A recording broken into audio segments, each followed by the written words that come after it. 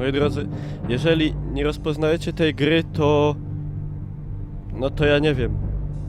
Ja nie wiem, z jakiej magicznej planety pochodzicie, ale myślę, że każdy z was, przynajmniej w jakimś okresie swojego życia, może nie po premierze, może później, ale z tą produkcją miał styczność, czyli Return to Castle.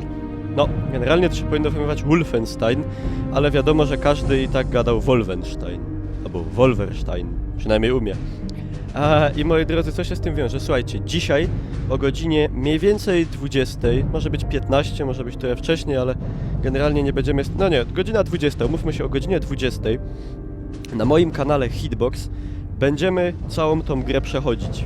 Nie tylko ja, bo też przyjedzie tutaj, odwiedzi mnie mój kamrat, który jest, no, specjalistą, zawodowcem od Wolfensteina.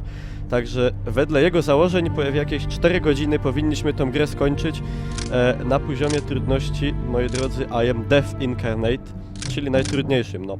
Ja na tym poziomie trudności nigdy tego nie przeszedłem. Samą grę przeszedłem jakieś chyba, no, 2-3 razy na pewno, ale to były...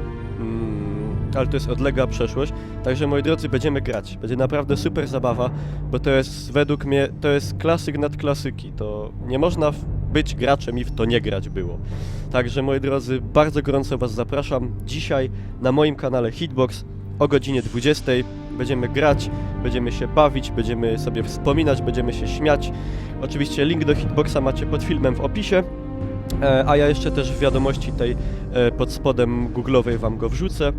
Także moi drodzy, nie przeciągając, godzina 20:00, no możemy tam mieć opóźnienie do 15 minut, ale myślę nie więcej.